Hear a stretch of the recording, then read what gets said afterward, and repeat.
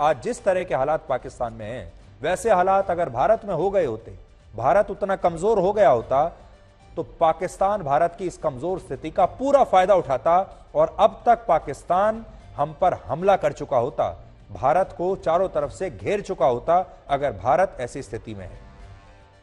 लेकिन अगर होता भारत ऐसी स्थिति में, लेकिन भारत ने आज तक इस समय भी पाकिस्तान की इस कमजोर स्थिति का फायदा उठाने की कोई कोशिश नहीं की है।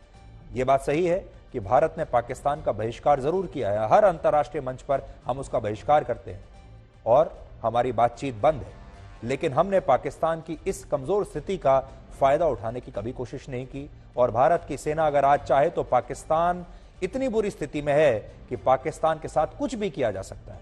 पाकिस्तान को पैसे की इतनी आवश्यकता है, पाकिस्तान शायद हमसे लड़ पाने की स्थिति में, शायद एक हफ्ता भी पाकिस्तान की सेना हमसे लड़ नहीं पाएगी क्योंकि उनके पास इतना कम सामान बचा है, लेकिन फिर भी भारत ने इसका कभी कोई फायदा नहीं उठाया, नाजायज। बड़ी बात यह है कि पाकिस्तान की जड़ें धर्म की मिट्टी में दबी हुई है और यही उनकी सबसे बड़ी समस्या है।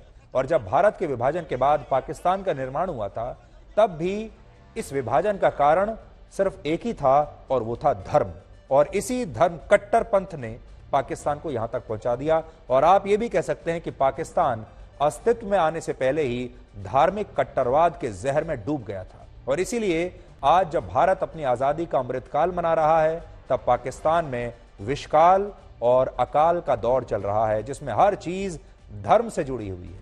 वहां आज सरकारों के तमाम फैसलों से लेकर राजनीतिक पार्टियों तक, सेना, सब कुछ धर्म के इर्द गिर्द सिमटा हुआ है। यहां आपको पाकिस्तान के दोहरे मापदंड भी देखने चाहिए। स्विट्जरलैंड के जिनेवा में संयुक्त राष्ट्र की जो कॉन्फ्रेंस हुई, उसमें पाकिस्तान को बाढ़ से राहत के नाम पर अलग अलग देशों ने भारतीय रुपयों में 88,000 करोड़ रुपए देने का ऐलान किया है। इनमें पाकिस्तान फ्रांस से भी 2,800 करोड़ रुपए की मदद ले रहा है, जबकि उसने कुछ वर्ष पहले फ्रांस को इस्लाम विरोधी बताया था और पैगंबर मोहम्मद साहब के कार्टून प्रकाशित करने पर शार्ली हेब्दो नाम की मैगजीन की कड़ी आलोचना की थी।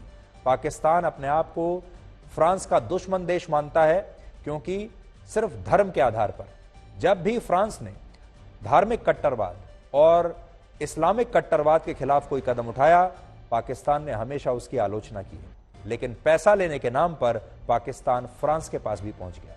आज जब पाकिस्तान को पैसा चाहिए तो उसे फ्रांस अच्छा लग रहा है, और यही बात सिर्फ फ्रांस की नहीं है। पाकिस्तान को वर्ल्ड बैंक ने 16,354 करोड़, अमेरिका ने 817 करोड़, जापान ने 603 करोड़, ब्रिटेन ने 89 करोड़, जर्मनी ने 772 करोड़, सऊदी अरब ने 8100 करोड़ और यूरोपियन यूनियन ने भी 4,387 करोड़ रुपए दिए हैं। और उसके दोस्त चीन ने भी 818 करोड़ रुपए पाकिस्तान को देने का ऐलान किया है, क्योंकि पाकिस्तान में पिछले दिनों बाढ़ आई थी।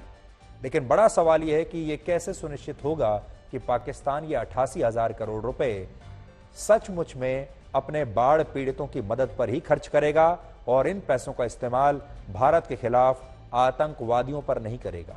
बड़ी बात जो है वो यही है कि पाकिस्तान पैसा तो दुनिया भर से मांगता है। पाकिस्तान के भीख के कटोरे में सारे बड़े बड़े देश पैसा डालते हैं। अमेरिका से भी पैसा लेता है आतंकवाद से लड़ने के नाम पर, हथियारों के नाम पर, लेकिन उन सबको वो लगा देता है आतंकवादियों को पैदा करने के नाम पर, आतंकवादियों की ट्रेनिंग के नाम पर। इसलिए आज पाकिस्तान के लोगों को यह सोचना होगा कि उन्होंने कैसे लोगों को सरकार में बैठाया, उनके जो पूर्वज थे, उनके जो नेता थे, उन्होंने कितने बड़े बड़े गलत फैसले लिए। ऐतिहासिक भूल जो उनके नेताओं ने की है, जिसकी शुरुआत की थी मोहम्मद अली जिन्ना ने, आज उसी का यह असर है कि पाकिस्तान के लोग इतनी बुरी स्थिति में पहुंच गए हैं। और हम आज यहाँ दूर से बैठे क्या कर सकते हैं उनके लिए, लेकिन दुआ जरूर कर सकते हैं कि भगवान करे बहुत जल्द पाकिस्तान के लोगों की स्थिति ठीक हो जाए, कम से कम खाने पीने के लिए उन्हें सामान मिलता रहे।